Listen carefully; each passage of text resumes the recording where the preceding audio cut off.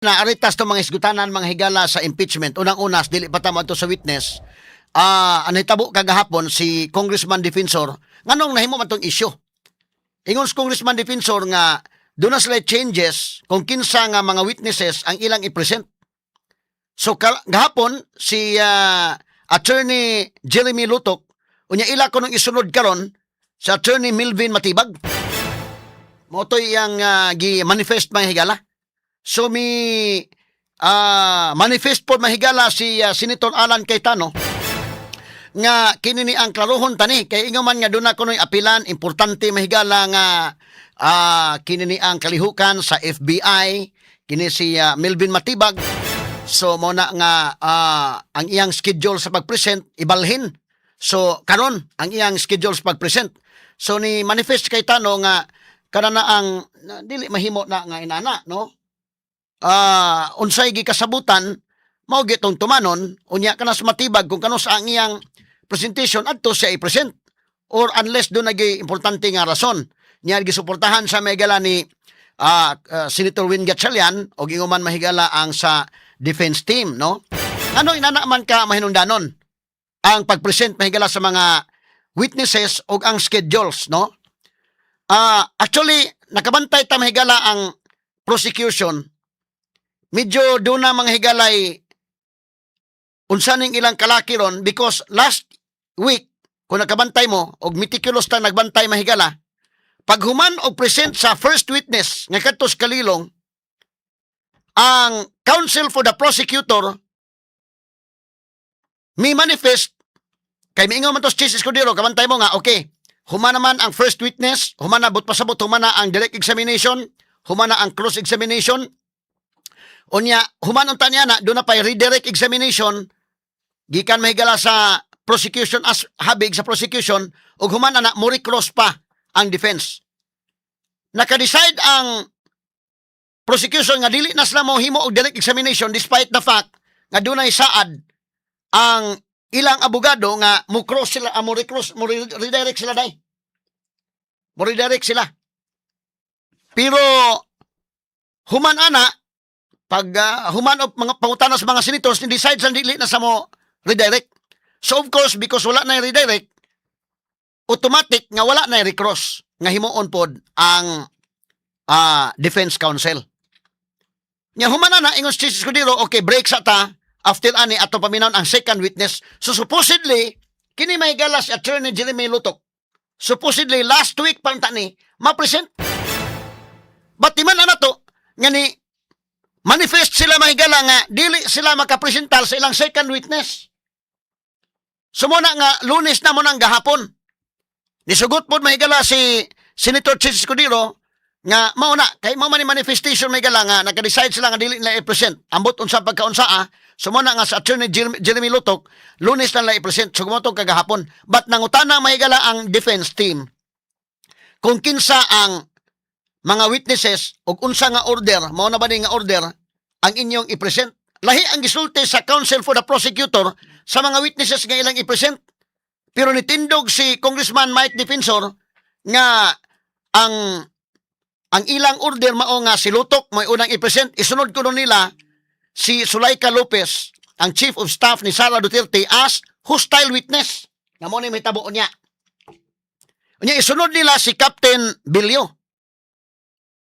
Sumuni ang order. Motong giklaro to sa defense nga, okay, sumauna gina nga order. O, mauna. Pero natingala kagahapon nga nikalit sa nagmanifest na pod, wa man ni maapil mga higala, karong si Manahay yun si Matibag. Wa man na maapil. So, ang napil yun mga higala, in fact, giklaro gina sa prosecution, nakabantay mo nga, kinana ang klarohon na to, kinsa man yun, inana ba nga order? So, si Lutok, si Zuleika Lopez, o si Captain Bilyo, mao ba na nga order? Ni-confirm sila nga mao na nga order. Unya, kinini ang ilang ipresentar si Matibag karon niingos kay tanong nga dili mahimo nang inana. Kay wa man siya sa schedule. Unsa may nagka-material ana mga sugitig paminaw because ang part mga kaygalaan sa defense o hasta ang mga senator judges. Kabantay mo sa mga senator judges, magtuon pabaya po na sila. Straight to the point. Mananiangkon ba yapon may support bitaw si Win Gatchalian gahapon ni kay Tano nga bitaw tinuod ha kay nagtuon ba yapon mi. Unsaon man nimo paghimo og intelligent cross-examination kuha ka ka-preparar. So that's part of due process. So niadtong weekend, imagine ka niadtong weekend nagpreparar sila kung kinsay ilang cross-examinon nga witness, kasabot na kay kinsay witness nga i-present aron kasabot na kag unsa imong pangutana asa dapita nga mga puntos ang imong erase. Not only in the part mahigala sa defense, hasta ang mga senator judges concerned sila. Labi na kadtong mga senator judges nga dili pod mga lawyers nina, magtuon pa po na sila. Ha? So ang ilang gitun-an ang kang Lutok, ang kang Zuleika Lopez, o ingon man ang kang Captain Bilyo, man ilang gitun-an nya ikalit nimo present si Matibag. Kay kuno do na ikuan importante sa Matibag mo nang iuna nila, medyo mabutang siya mahigala og kana na ang violation sa due process mga kagalaan niya nang puntuha. Ngano man imo manggi present imo manggi surprise mahigala ang pikas nga dili mao ang witnesses nga inyong isulti niya mao inyong i-present. Straight to the point. So ang pagpreparar sa cross-examination, that will take time ang pagpreparar sa cross-examination. Mo research pag-usag ka, inig-cross-examine mo. Nga dili lang ang defense, hasta mga senator judges because mangutana sab sila. How can they ask intelligent questions kung dili sila preparado? Muna nga, mi balog si Cayetano, mi support niya si Win Gatchalian bitaw kay nagtuon sa bitaw taan ng kalakiha. Lain ang imo gitun-an. Unya human lain ang ipresentar. Medyo nabutang ni mahigala bad optics na in the part sa prosecution nga murag lipat-lipat ng ilang gihimo. Straight to the point. Ha? Lipat-lipat mamingon ka nga okay ang mong witness ha mo ni. So, ang gipreparahan sa imong kontra si Lutok, si Zuleika Lopez ug si Captain Bilyo for 3 days mga higala. Unya ikalit na mag-iyon niya, baylo di ay tuod si Matibag may imong i-present. So usa ka na mahigala ka ang perception sa publiko lipat-lipat man ni. Ngano man dakong butang ang preparation. Parehal ko nag-examination na nga wa ka pa preparaha. So unya importante ra ba na sa Matibag kay basin sa Matibag mooy nasa testimonya nga lahi. Siya ko'y direktor sa NBI. So, og si Matibag ang i-present, expected na nga taas ang cross-examination sa tana. Taas mga ganitong cross-examination. Mga kaigalaan itong kalilong, hasta ni si Lutok. How much more kani ilang direktor? So far, gahapon mahigalap. Atong i-evaluate ha, kini mga punto ining kwan. Ini ang Lutok, mga sugid di paminaw sa iyang pag-present gahapon. Pero giuna ko na sa nga punto, kini ni ang i-present nimo sa Matibag. Huwag mo ni-appeal sa lista sa Matibag, day.